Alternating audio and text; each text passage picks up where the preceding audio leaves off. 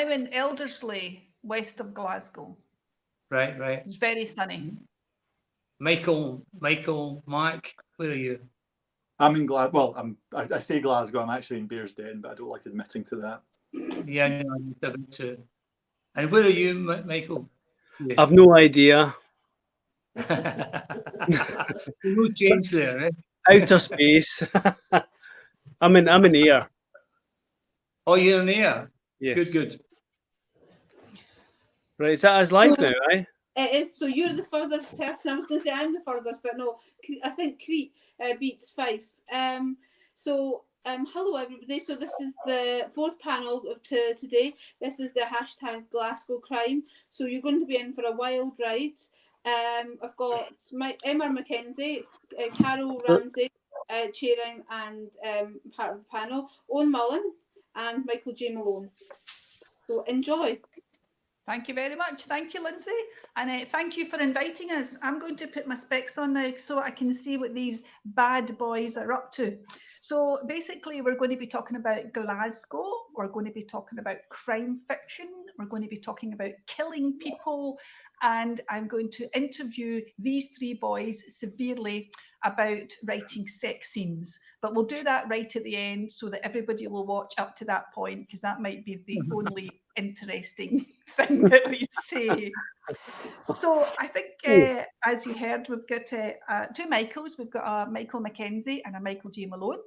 We've got Owen Mullen, and I have read all their books, and they're all absolutely fantastic, but all very different. And they're all absolutely on trend with things that are going on in society at the moment. But I think we're going to have a wee reading from one of our Michaels. We'll go for Michael Mackenzie first. And are you reading from the Library Murders, Michael? I am indeed, yes.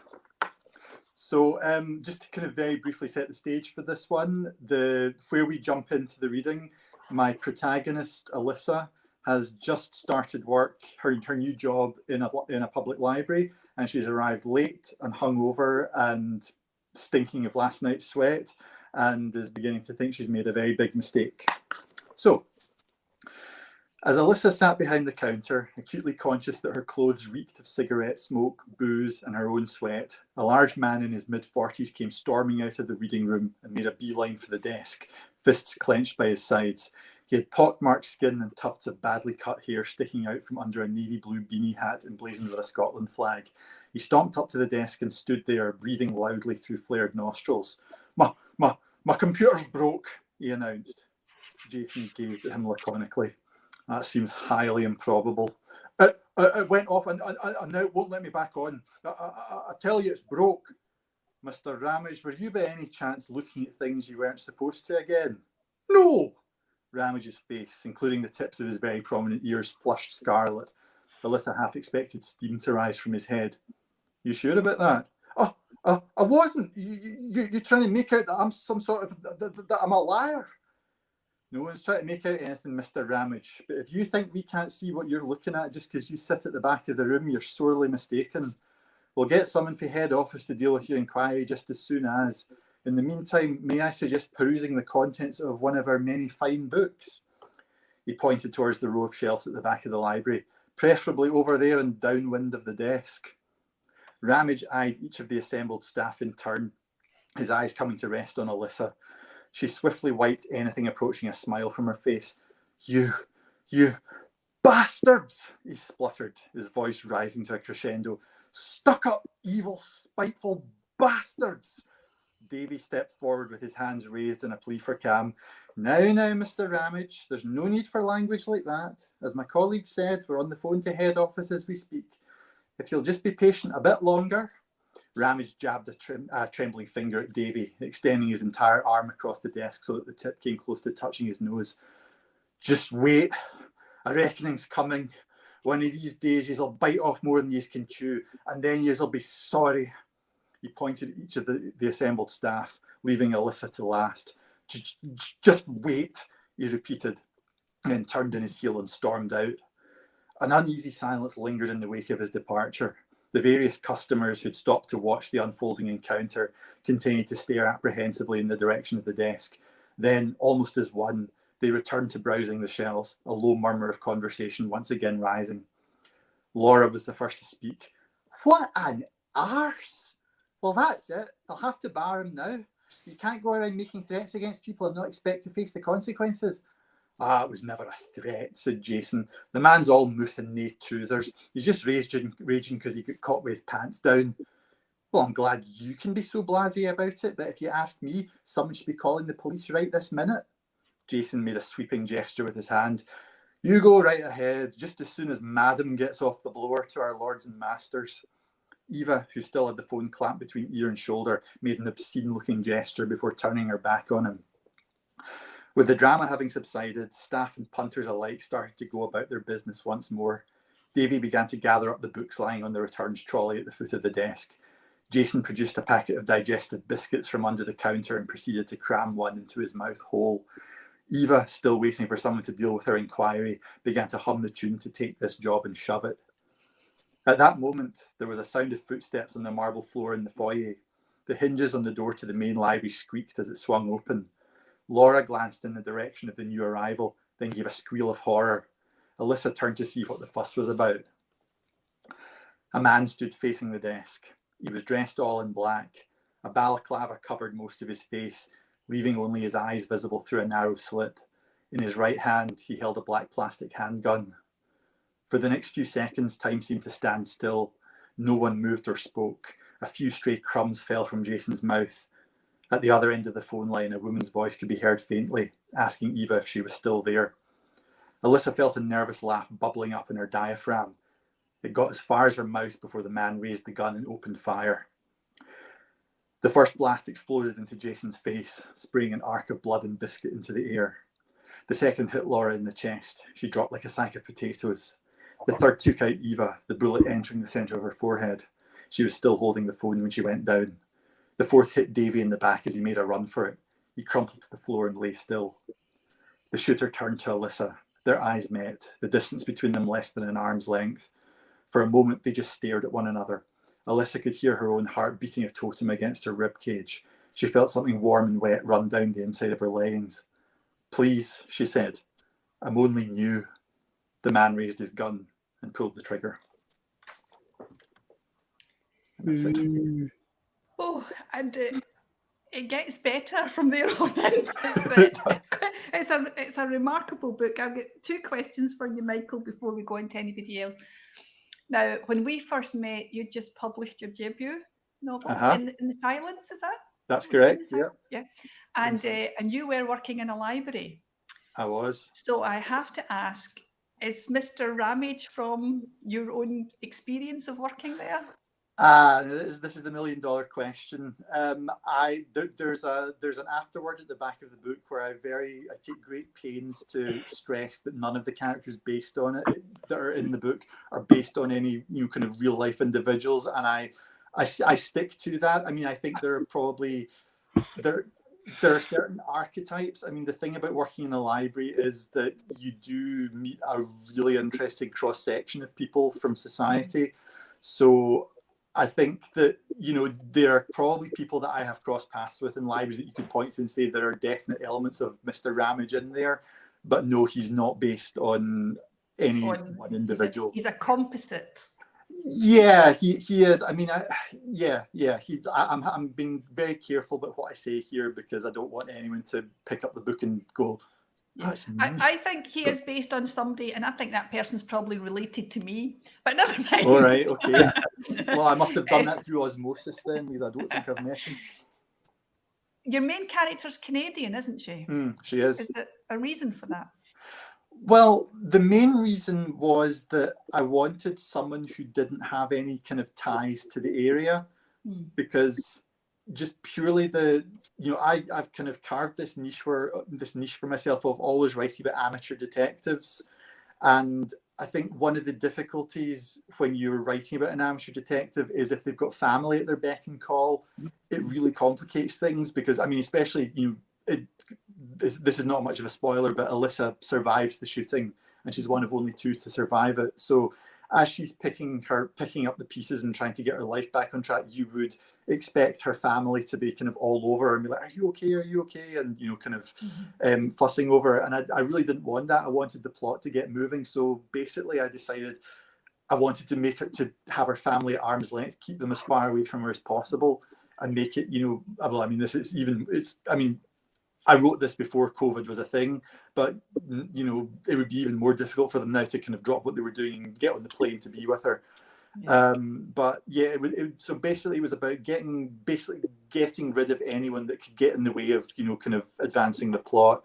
And also I thought she was more interesting as an outsider, you know, someone who was not only kind of new to the weird and wonderful world of libraries, but kind of not really part of the kind of Glasgow scene, as it were. So someone who could kind of almost be like an observer to all the kind of the weird kind of foibles that the locals have, and kind of approach it from a slightly more, you know, detached, maybe slightly more ironic point of view. Yeah.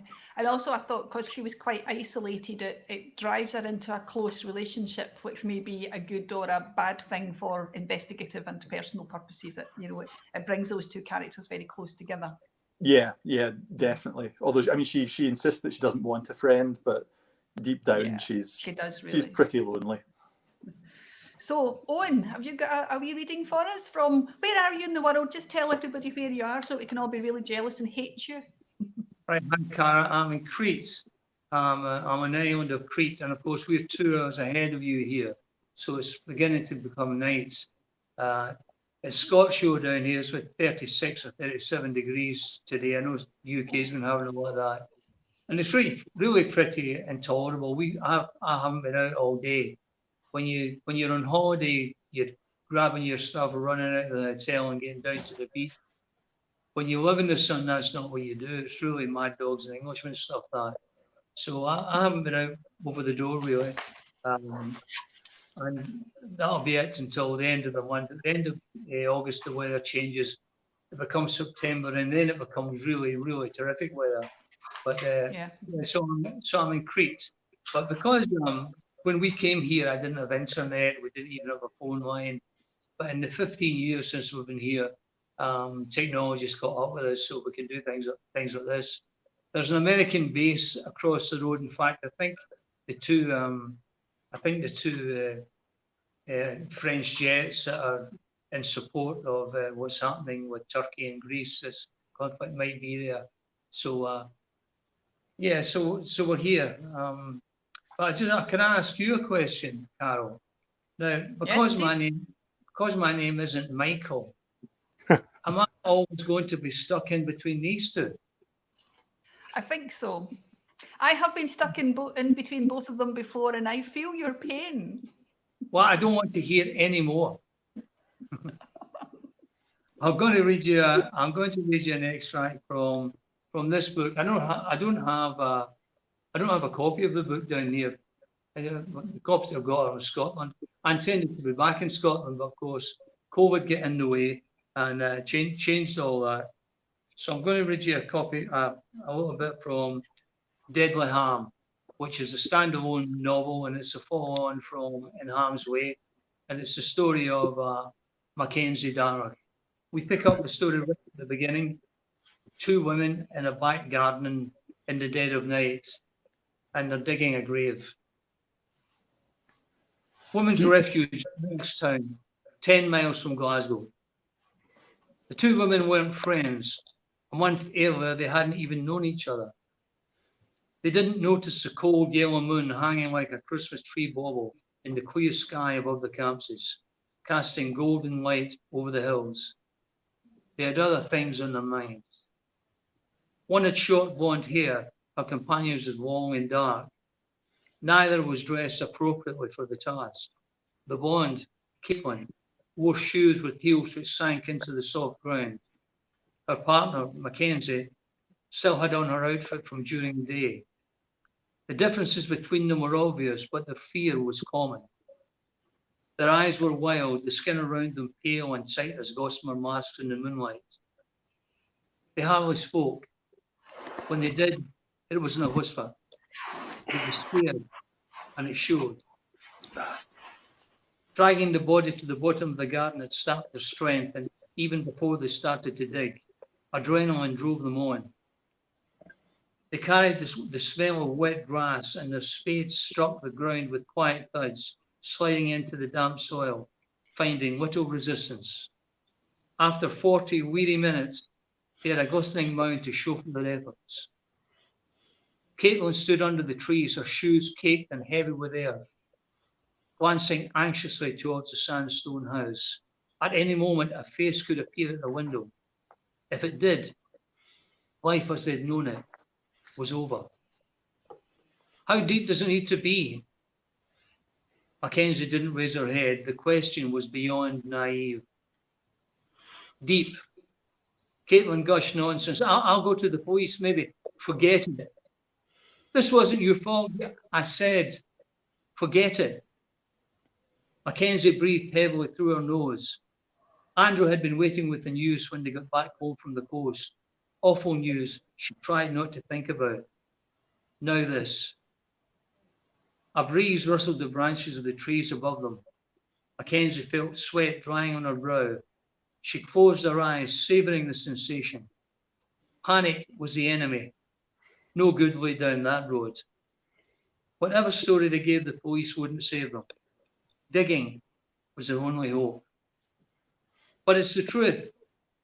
We had that chance. It's gone. You know what it is? Mackenzie leaned on the spade, struggling to keep hold of her impatience. I'll tell you what I know. There's a man with half a face lying in our garden. Explain that. I'll tell him he attacked me. We discussed this. The way he died, he'll never believe you. Mackenzie pointed to the trench at her feet. And what will you say about that? Caitlin didn't answer. Yeah, that's what I thought. She stepped out of the grave. Your son.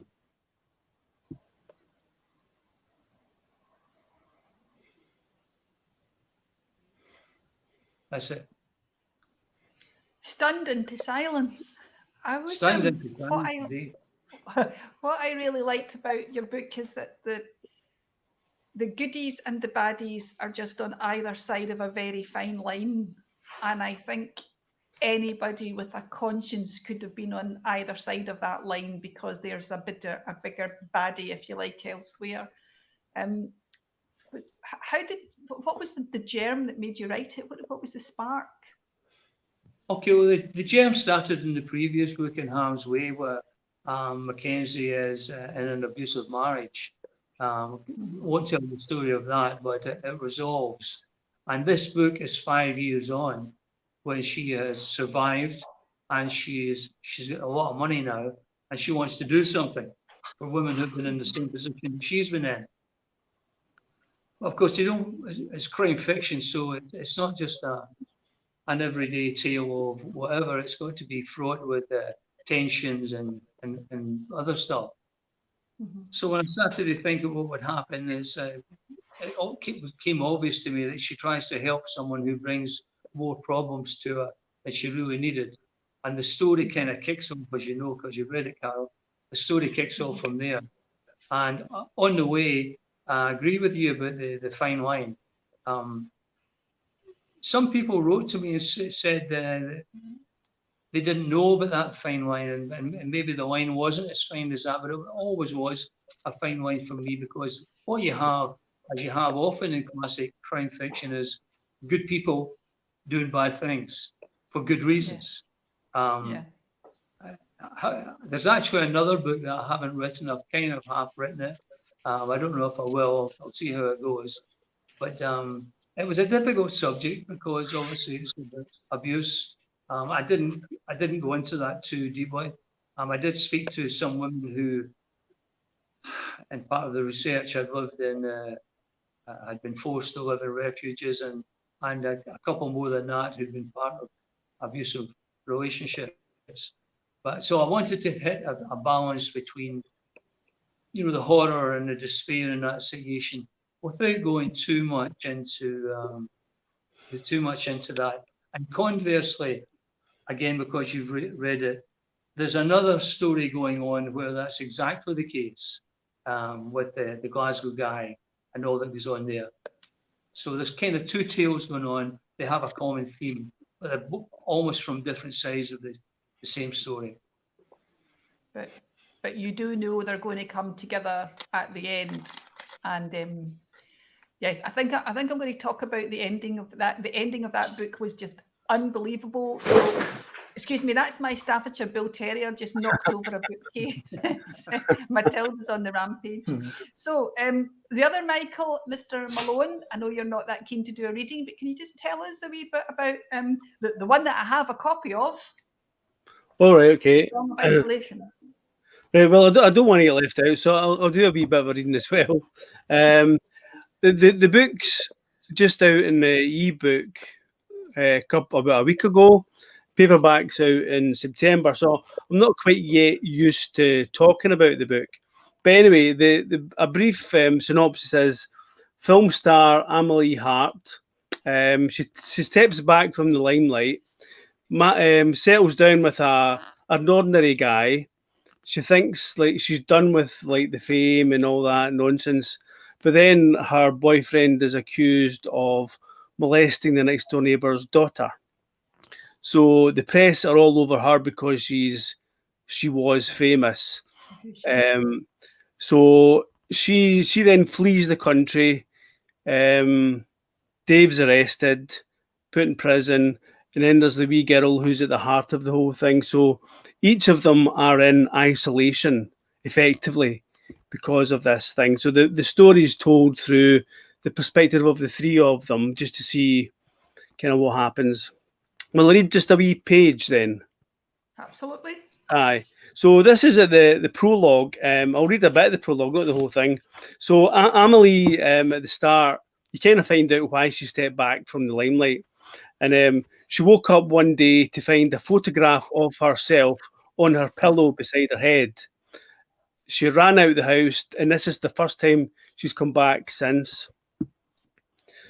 So she's in the house. So waiting for a moment till her heart slowed, Amelie turned the key in the lock, opened the door, and stepped inside.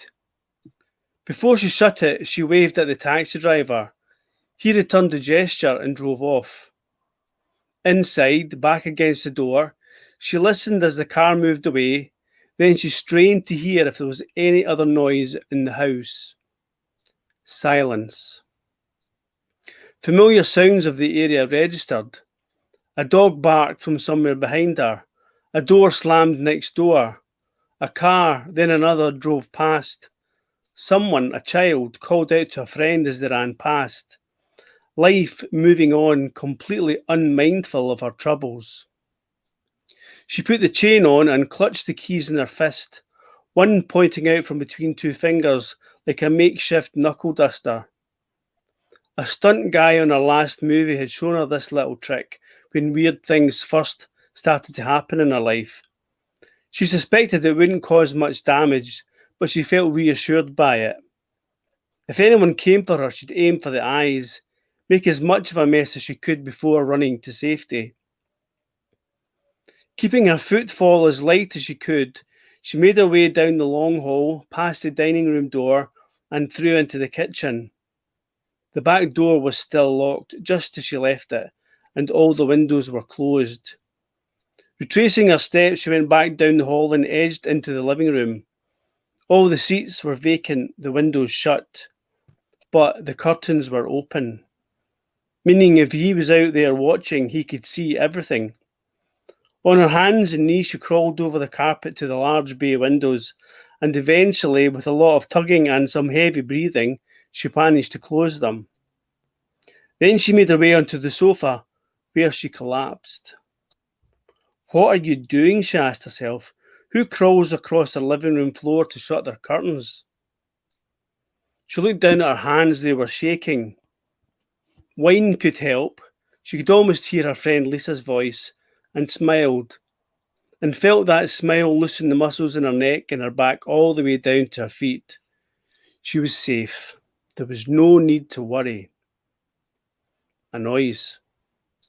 A creak as someone moved above her head. In her bedroom. Without thought, barely breathing, she made her way towards the door as silently as she could. From the creak of the old floorboard, she could tell whoever was up there was also on the move. At the living room door, she paused, thought about her phone. Would she have time to call? No, her best plan was to get the hell out of this house. Now. Folding herself into a crouch, she stuck her head beyond the doorway and looked up. There, as if inhabiting the shadows at the top of the stairs, stood a man. Cursing her decision to put the chain on, she charged at the front door. The man thundered down the stairs. Fumbling with the chain, she managed to release it. Hand on the snib lock, she turned. The door was open. He was right behind her. He slammed her into the door and it closed. She tried to scream, but a hand clasped over her mouth. There was some sort of cloth in his hand with a sweet chemical scent. She felt the weight of him crush her against the door, his hardness at her hip, hot breath and beard bristles scratching her ear as he whispered, "Do as I say, and you'll get out of this alive." Thanks, Michael. And that happens, what, 4 or 5 years before the main action in the book? Is it something Yeah. like that? Yeah. But that does kind of stay with her. It's a difficult question to ask without giving away any of the plot, but the idea for that book, was it the victim story, the accuser story, or the sort of abuse story? Which a part of that circle came first when you started writing it?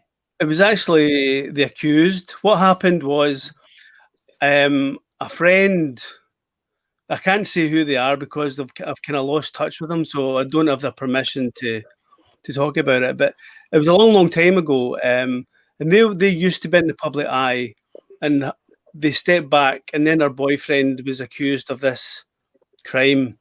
And kind of the whole story stuck with me. What happened to that wee girl? What happened to the guy? So it was that little triangle of people. I was fascinated by the implications of that accusation, and I wanted to tease that out in a novel. Yeah. I have someone whose son was caught by one of those paedophile fishers. Oh, right. It sounds terrible when an approach was made and he went out for a coffee, thinking that she was a young teenage girl. But what actually happened was he was in a new city at a different university studying a very specialist subject.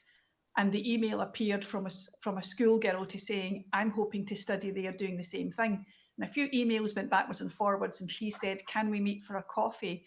And because I'm always in town on a Saturday afternoon, and he said, "Well, is your mum okay with this?" And she said, "Yes, it's fine. I just want to, how am I going to frame my CV and apply to the university?"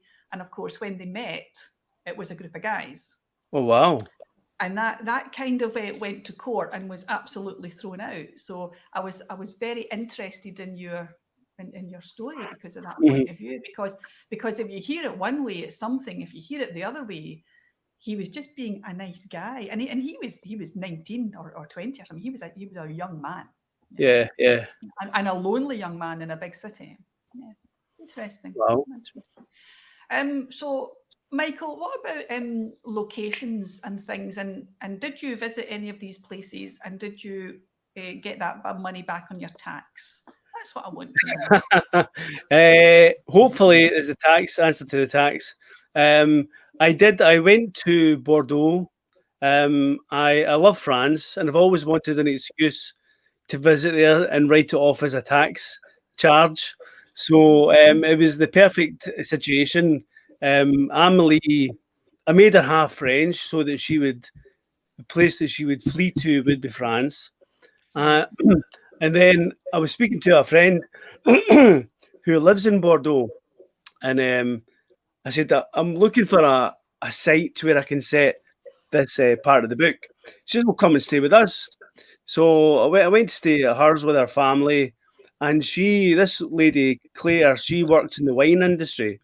So she had a contact with It's a vineyard called Chateau Smith Haut Lafitte, and so she got me 4 days staying at this chateau, so I could like go and investigate anything within the vineyards, and I stayed with the owners, and I didn't realise it was such a big deal. I mean, this vineyard is actually in its class as one of the top vineyards in the world.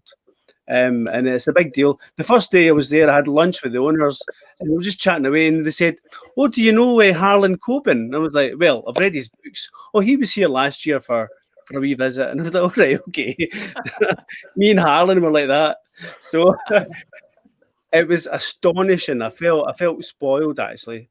So it was really nice to do that. For anybody listening who doesn't follow Michael on Facebook, he kept posting these pictures of his suntanned legs sitting out in front of him as you were in some garden somewhere, pretending to write with a wee glass of wine and a notebook. You were being very authorish and us all jealous. So Michael Mackenzie, one of the gentlemen on my screen below you, one's in Crete at the moment and the other one's just been in France. So you were basically writing a book about the centre of Glasgow and some of it in some very dodgy flats. Yeah, well, I mean, it's a kind of highly fictionalized version of Glasgow. I mean, a mutual friend of ours, Gordon Brown, read it, and but halfway through it, he messaged me on Facebook to say, "I can't find any of these places in Google Maps. What's going on here?" And yeah, the reason for that is, again, it comes back to the fact that I'm kind of crapping in my own bed to a certain extent, because I used to inhabit this milieu myself. I worked in libraries for about 13 odd years and finally left earlier this year to spend more time with books. I was really kind of conscious that, you know, if I wrote a story that was set in an actual real life Glasgow library, or even, you know, one that was you know, kind of like an obvious stand-in for a real library, it would kind of not only be kind of in poor taste to be writing about a massacre that takes place in one of these places, it could potentially put some noses out of joint. So I kind of created this, you know, this kind of concept of Thornhill Library, and then the neighbouring area of Craigslee, which again doesn't exist but is sort of meant to be the kind of the slightly rougher part of town. And yeah, there's quite a few dodgy flats, and then of course there's also Abbott's Craig, which is kind of sort of this quaint little you know, kind of tourist village that's somewhere in rural Perthshire, which again doesn't exist and is not based in any real place, but you know, I kind of think sort of sums up pretty much all these places. So you've got about 2 PhDs or something, haven't you? I mean, you're quite brainy. Just one. Okay, so you said during that statement, and I'm going to quote you. You said, "I decided to leave the library to spend more time with books." Kindly explain yourself. That doesn't make sense. Writing books rather than moving them around, is that what you mean? Basically, yes. I mean, and this is something that I kind of hope comes through to a certain extent in the library murders.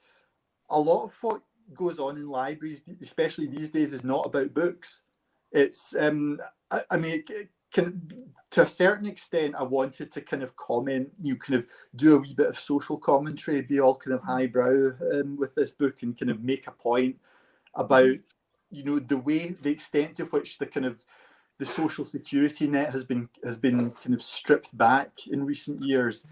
Has led to, well, libraries are basically, and again, this is something that I bring up in the books, it's basically libraries nowadays are really the only place where you can go and have a sit down and nobody's going to expect you to buy anything. So they've kind of, you know, kind of like people who work in libraries, yes, they're, you know, they're book people, but they're also, you know, they're also kind of sort of amateur social workers and, you know, amateur babysitters, and you know, they help people with their, you know, fill out their benefits claims. They help people print off their boarding passes so they can fly out on their holiday with with the gate closing in 15 minutes and and so on and so forth. So you know, it's partly a kind of tongue-in-cheek reference to the fact that although I was surrounded by books all day, really most of the job was not actually about books, but it's also purely down to the fact that I was holding down two jobs and I was trying to write at the same time, and eventually I came to the conclusion that something had to give, and so I jacked in the library job and was genuinely sorry to do so, but it does mean I get to spend more time writing now. Yeah. I think the end of your book, the reason why someone does what they do, is actually quite poignant, because it's so slight in some ways, but it kind of shook them as a person. Uh-huh. You know? I mean, you've read In the Silence, so you know that the crime that is kind of at the heart of that is a really kind of shocking and horrific one, and I kind of almost feel like I made a rod for my own back with that, because with each subsequent book it's like, well, how do you top that? And with this one, my decision, I basically decided, well, don't try to top that, go in completely the opposite direction, kind of give the killer a motive that is based on something that on the surface of it feels so utterly trivial that it's almost funny, but at the same time, if you are actually, and I'm treading in eggshells here so as not to kind of ruin the whole thing, but if your life is such that the library is kind of your only kind of contact with the outside world, it's tremendously important to you, and it's kind of a trusted place, and you feel that the staff there have your best interests at heart, and to suddenly be presented with a situation where it for at least well, it's a particular member of staff who clearly doesn't have this person's best interests at heart. It could be I thought, well, what if that was the tipping point, that that was the kind of the last straw that prompted someone to get their hands on a gun and go and shoot a bunch of people. Yeah, I thought it was very poignantly written at the end, because it's like that fine line I'm talking about with Owen, that you say that if I was in that situation, I might decide to take an AK-47 to a few librarians. Yes, yes, I would. So when you've heard the other guys chat about what they've done for locations, some made it up and some have gone there on tax expenses and drunk very nice wine. So you are living in Crete, but you were writing about Lennoxtown. And is it the old psychiatric hospital? Have I got the right building? Yeah. Lennox Castle. Lennox Castle. Well, we were home at the time, so we were in Scotland at the time, so we spent days driving around there. I don't know if you know, it's a terrific part of the world. It's only 10 miles from Glasgow. A long time ago, I played a gig there in a pub in the main street, and it was complete madness. I mean, it was like the place, there was a huge fight, and if you're the band, the thing you do is you don't stop playing. So this fight going on, there's chairs going through the air, and you just keep playing. But apart from that, it seemed very tranquil. So we drove around, familiarising ourselves with the area, trying to figure out where this refuge might be. The refuge location is fictional. Most of the rest of it is real. And of course, if you set it in a kind of a countryside idyll like that, it's a good counterpoint to all the other terrible inner city violence and all that kind of stuff that goes on in the book. So yeah, that was an easy location to decide. In actual fact, it was because I'd read something about the history of Lennox Castle, which is now derelict, and the ruins are still there, still impressive in its way, and that was going to be one of the denouement scenes even before the book was written. And it also gave me the chance, because it's only 10 miles from the city of Glasgow, it gives you the chance to involve Glasgow. All my earlier books most of my earlier books are set in there. The next ones aren't, but set in there. And I've lived and worked in Glasgow for most of my life, so that's pretty easy. The difficulty you find, or I find, is in one of my books, the Charlie Cameron series, Charlie parked his car up at High Street, and as I did. And one time I happened to be in Glasgow, and I realised they started building flats on where the car parking used to be. Now, if I hadn't just passed that by chance, I'd still be having them parking this car in the middle of these flats. So the point I'm making is a city changes all the time. The same restaurants aren't there, they come and go. And you really got to be around it fairly frequently to keep up. In my next book, it's in London, and I stayed in London. But I had to do quite a lot of research to make sure that the London that I had known some years ago still existed in some shape or form, and a lot of it hadn't. For example, the obvious one is the skyline is very much different from when I stayed there. It's all these huge skyscraper type New York type things. So the location is really important. And someone gave me it was a critique actually about a book I'd written. And they said to me, you really have to make the location a character. And I think that's right. I think that's good advice. So the location always features fairly strongly in my books. It's also an opportunity to be a bit more descriptive, where if you've been hard-boiled to a degree in the rest of the story, you can suddenly... A guy who does this very well, I don't know if you've read him, Caro, is James Lee Buck, who has 30 books set in New Orleans, and they're all kind of hard detective stuff. And then he's great at description. He'll go into a descriptive paragraph about the flamingos flying across Lake Pontchartrain as the sun goes down behind. It overdoes it, does it a bit for my liking now that I've read him a lot. But there are these opportunities there where you get that kind of counterpoint between the violence and the detection or the tensions in the relationships, and then suddenly have something that's a bit more different, the serenity of, at least on the surface, given my earlier experience in that pub, the serenity of the surroundings. Or if it happens to be in Pakistan, where one of my other books was written, you get all the exotic smells and all that kind of thing, cumin and saffron and all that kind of thing. And as a writer, that's all good stuff. You can use it pretty easily. Do you remember Cleopatra's Disco, any of you? Off Byers Road. I've heard of it, Clatty Pats. Clatty Pats, that's Clatty Pats Disco. And there was a triangle of wasteland out there just at the bottom end of Byers Road.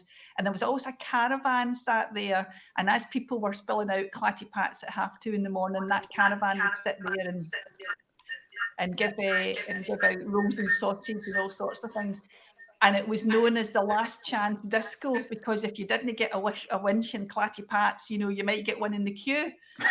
And that was just wonderful for my first book. But between me writing it and getting it accepted and getting it edited and coming out onto the bookshelf, they had built a DSS office on that wee bit of land where Clatty Pats was. And every time I'm sitting there turning up to go to the university, I feel like Glasgow lost something, to tell you the truth. So Owen, this wee panel is about Glasgow. What do you think Glasgow gives your novel that the one set in Pakistan might not have, apart from Clatty Pat's Disco and square sausage and things like that? My answer to that's a bit of a cliche, but I happen to believe it. And people are people wherever you go. The race and the colour and all that incidental details a lot of the time for me. I feel that Glasgow is different from Scotland even. Glasgow and just to involve Michael down in there, the west of Scotland. I think the people are different. I think there's a sense of humour. They say humorous things without waiting for somebody to laugh as they go through their day. You hear it all the time. Yeah. And so I feel that when I was writing the early Glasgow stuff, not in the Dead handbook that I read the extract from, because there's not much to be humorous about in there, even incidentally. But I do feel that Glasgow gives that kind of dimension where, in the early books, the sidekick to the main man is a guy called Patrick Vogue, and Patrick's a Glasgow wide boy, who would kick his granny if the price was right. But he's a great patter, and most of his chat is I didn't make up. I just remembered a couple of guys I know saying. So he gets to be. I mean, he's a terrible husband because he's in the pub all the time, picking his lines before he goes to nipping out to the bookies and back. But he is a good guy for all these terrible feelings. He is a really good guy. It sounds hard to reconcile that, but it's true. He is a good guy and he's very funny. He's also a tremendous scrounger. I mean, he's not. I'm not saying he's a typical Glaswegian. That is not what I'm saying. I'm saying that he's a funny guy and he's an everyday kind of guy. And in Glasgow, I found, and in the surrounds, I've found loads of everyday people who are humorous. Some of them are even philosophers on a part-time basis. And I haven't found that. I mean, I don't know anywhere else as intimately as I know that area, or I did know that area. Certainly not here. I've been here for 15 years, but I don't have those kind of insights to the people. So I feel that Glasgow, the difference in Glasgow for me as a writer are the kind of characters that I kind of automatically reach for. Yeah. I think Glasgow humour, you find it a lot in Newcastle, and I think you find it in Liverpool. And I think it's a kind of shipyard. I'm not saying hard men like that, but a sort of macho society that just ticks along. But most of the time, it's their women that are telling them to get themselves sorted, because that's what women do, Michael, as I'm sure you know, because you've been on a panel with me before, Mr. Malone. What do you think Glasgow lends to your books? Not a lot at the moment. I think, I mean, Owen said it all. It's actually, as an Ayrshire person, I remember growing up, and Glasgow had this kind of glamour, because like the place where you come from is always boring, isn't it? Whereas Glasgow, they had all the best nightclubs, all the guys wore the best of gear, and all the girls were beautiful. So going there was a real treat, and it was actually, it felt like quite a journey, but it was only an hour in the train, but it did feel like a bit of a journey. So there was that whole glamour to Glasgow, and then when I worked in there, I was really surprised by the beauty of the place. I mean, the buildings. If you walk through the city centre and look up, the buildings are absolutely stunning, and that's not something that with all these other things that I was looking for, it just didn't occur to me how much Glasgow had to offer in terms of the visual appeal. So there's all of that as well. But with anywhere, it's like how the people interact with each other and how they interact with the milieu, if I can use a posh word. But all of that sort of comes to play. And I try. I think I've only set one book out of 11 in Ayr. The rest of them all have a moment or two at least in Glasgow. If not, they're all set there. So it's a fascinating city. Absolutely. From a geographical point of view, being a Glaswegian, you don't realise it, but it's very handy to set crime fiction because the motorway goes right through the middle of the city, which is very unusual. And also it's actually quite small.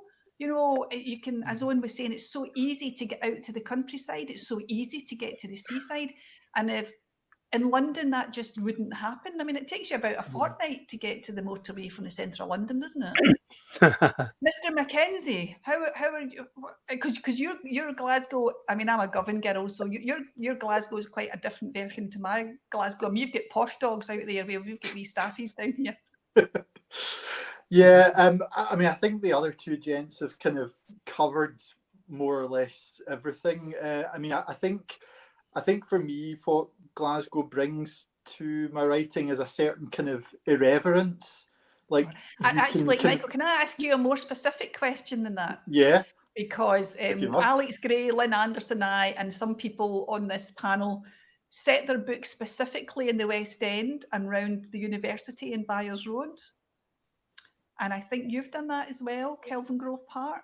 Yeah. So why does that part of the city fire your imagination so much? I Part of it is because I went to Glasgow University. I spent a lot of time sort of tramping around that part of the city, so we've talked about the kind of the importance of, you know, kind of creating a believable sense of setting, and I think the fact that I know it so well just sort of lends itself to that. But also, I think there's an element of, you know, there's these kind of beautiful kind of sandstone tenements and townhouses, and you know, they're of a certain age. So you can kind of sort of imagine, you know, kind of what went on behind these walls, and the kind of the sort of the secrets and the ghosts that have kind of seeped into these walls. So I think there's an element of, it's a sort of crumbling grandeur, but also a sort of an air of mystery, and, you know, kind of sort of the past sort of intruding into the present. And I mean, that's ultimately what crime novels are about when it comes down to it. It's the kind of, you know, sort of the sins of the past, you know, kind of catching up with the present. Yeah. So I think that's really why that part of the city, you know, makes such an effective setting for crime novels. But I mean, I think I would be lying if I didn't hold up my hands and just say, well, it's because I knew it, so I didn't have to do too much research, because I'm really lazy like that and I can't stand doing research. The great thing about the West End is that you can always, you know, sit and just people watch when people go into these places and buy these coffees with, you know, a dead unicorn on the top and all that caramel sauce around the outside. I mean, I think these people should be taken out and shot in the street. I've made that opinion known quite a few times. But the good thing about the West End for me was that you can bump into anybody and they have a right to be there, because it's so multicultural, and with the university, you get professors, you get students, you get all sorts messing about. So that's kind of why I sort of set my book there. So, gentlemen, I'd like to, you have all written sex scenes in the past. Guilty. So if you were a wee baby author watching this panel, what would be your advice about writing a good sex scene? And I was going to say something I won't, but do you think you achieved a good sex scene the way you set out to write it? Mr. Malone, what would you say? Oh, Jesus. Well, all I can say is I've got it out my system, because I've not put any sex in the last few books. But my publisher does not like them. So I don't even bother to put them in now, because she just like tears them out. But for me, a good sex scene is there. It's got to move the plot along. It's not just about, oh, they're going to have a shag. It needs to show character, and it needs to move the plot along. And if it doesn't do those two things, for me, it's completely gratuitous and shouldn't be there. Mm-hmm. Yes. So in your book, Owen, I think the sex scene happens just to kind of cement a relationship that was forming, but it kind of made it happen. Would you agree with that? Well, I think it was a manipulative sex scene. Are you talking about the reporter? No. Sorry, I'm talking about the You're talking police about officer. Mackenzie and the detective. Yeah. Well, relevant to her past and how she might feel about men and sex, and they're having a relationship, but it's a passionless relationship in those terms until suddenly it isn't. So, and that did, to Michael's point, that did move the story along, the relationships along. But I have to tell you a quick story that a guy told me one time. How you can justify having sex in anything. He was walking home from work. Do you mean you personally, or do you mean in a book? Oh, no. Nothing in my books has ever happened to me personally. I'm always asking for a friend. This friend of mine was walking home with a young guy who worked with the same place. The young guy's 16, and he's always telling these big stories about all the sex he's having with his girlfriend, right? He's got no class, there's no discretion. And he says to Jim, what do you think about sex in movies, Jim? And Jim says, yeah, the sex is fine, but it's back to Michael Mullen's point. But it has to be part of the story. If it's not part of the story, it's just kind of thrown in there. And the young boy thinks about this, they walk along in silence, and he says, yeah, he says, I'm going to see that, The Adulteress. I think that'll be a good story.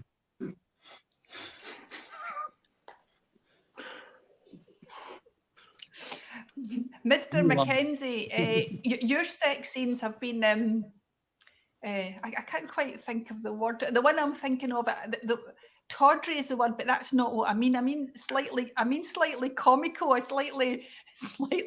I'm sure there are people out there doing that, but it's downright unhygienic, I would imagine.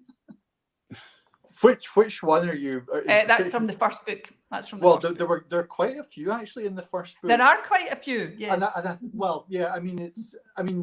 The kind of the crime that's at the heart of that book is sexual in nature, so it kind of almost goes with the territory.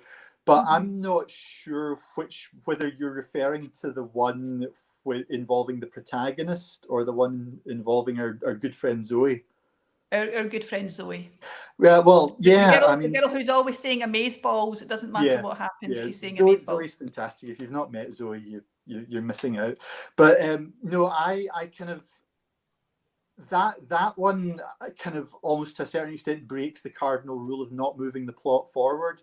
But it kind of comes towards the end of the book, and I kind of almost put it in there, I think, to show a kind of positive depiction of, a kind of a sexual encounter, because everything that had come before it was so, deeply unpleasant. I mean, there's the crime that's at the heart of it, the crime that kind of basically sparks off the present day events. Yeah. Then there's Anna's experience as a teenager. Then there's her her sort of desperate fumble with Victor as part of this kind of desperate ploy to try and feel something, which is just, is just icky and disgusting and just sordid basically. But then there's also, there's Renfield's encounter with the kind of the young prostitute. So yeah, I just kind of felt like sex is getting a bad rap in this book. So I kind of wanted to put in a scene that was a bit more kind of, well, joyful. Yes, there can be nice sex. It's not all people crying and kind of like forcing themselves on other people. Mm-hmm. But the library murders, I hasten to add, is very chaste by my standards. There's not a single sex. There's no shagging in that at all. None whatsoever. I was shocked when I read it. I was shocked when I wrote it. I'm going to have to make up for it with the next book. Right, we've got 3 minutes to go, so I would just like to ask you, what tips would you give?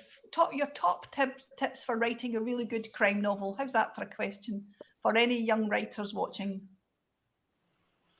I would say know the genre, know what the reader's expectations are going to be, and read widely in the genre. So not just police procedurals, read cozies, read suspense thrillers, read mystery novels, read as much as you can across the board so that you get a good grounding in your genre and then hop to it, basically.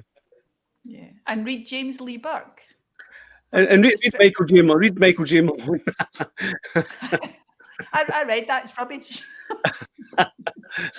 No, I think Michael, that you wrote one of my favourite books, and that's the one with Audrey Hepburn in it.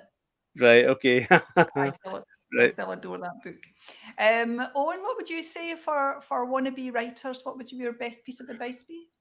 Well, the standard advice is what Michael said: read a lot, write a lot, soak it all in, know your subject, all those kind of things.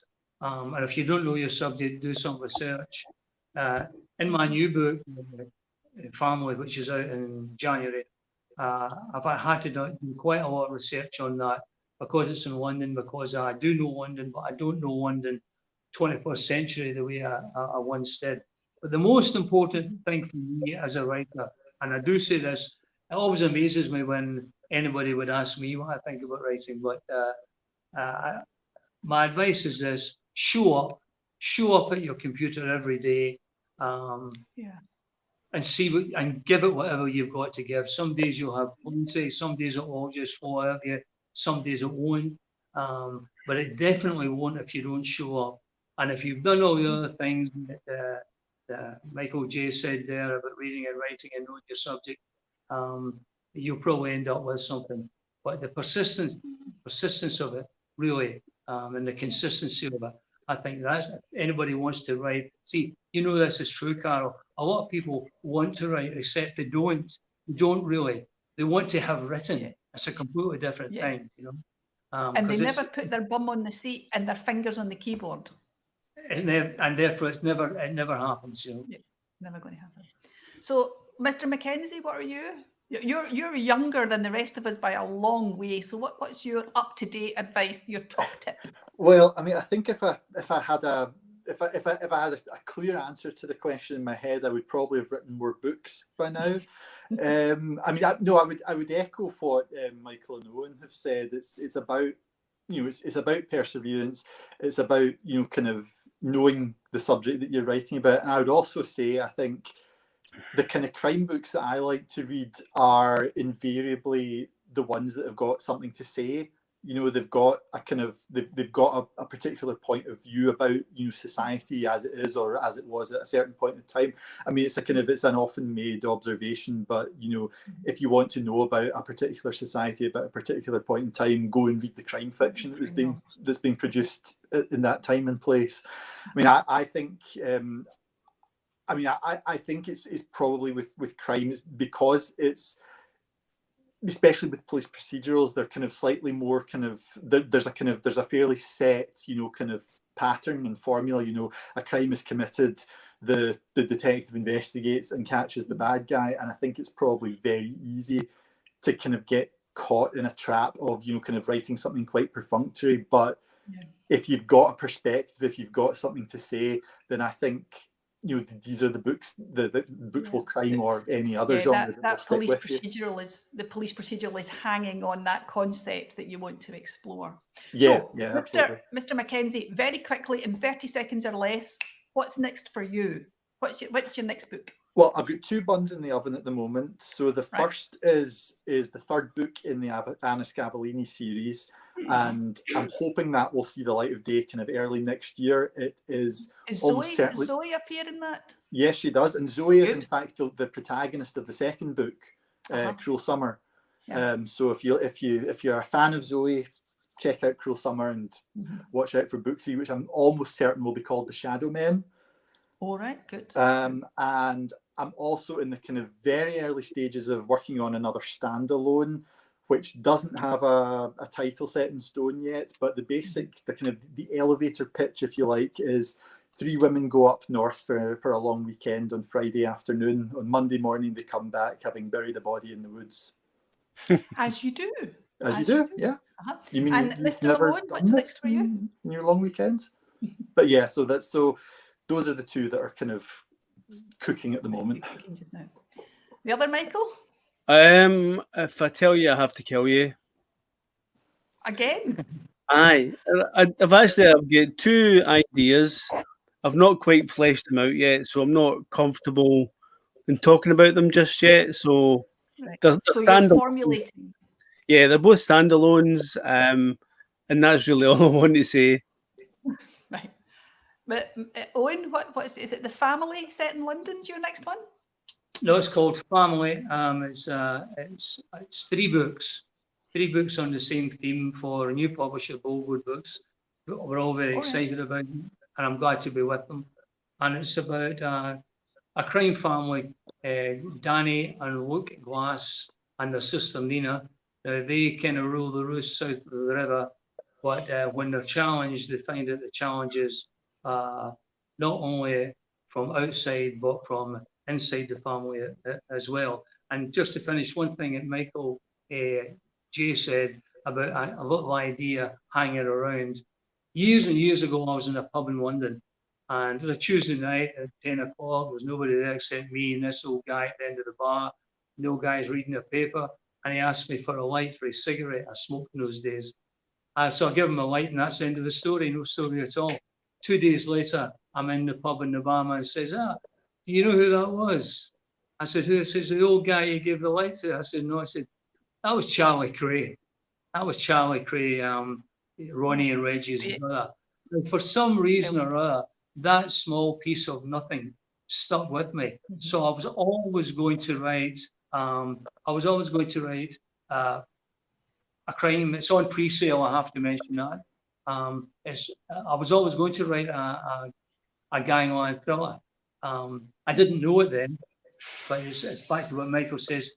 You're picking up things all the time, really, and maybe everyone is. They just don't write it in a book, but you're picking up things all the time that somehow come back. You know, snatches of conversation that you suddenly find on the page that happened, or obscure facts that there's no reason why you should know. So that's my next book, Family. Fabulous. So I'd like to say thank you to all of you for two Michaels and to one Owen. Thank you very much. That's been really informative and a good chat all about Glasgow. Thank you, Caro. Thank you very much. Thank you. And a wee thanks to Lindsay. You know, like when you do these events live, there's always somebody at the back of the room doing that, like, shut up, Ramsay, shut up. Well, that's what Lindsay's been doing for the last 2 minutes. So thank you, Lindsay, and hope you enjoyed it. Thank you. Thank you. I did. Thank you very much, and thank you very much, guys, for taking part in this. So the next event, 8 o'clock, is going to be the hashtag New and Emerging Talent, and it's Sharon Bearden, Noel Holton, Gordon Kerr, and Andrew James Gegg coming up. So enjoy, and they'll be chaired by Dr. Noir. Bye bye. Thank you, guys. Thank you. Take care, everyone. Bye, Cheers. everybody. Bye. Thank you. Bye.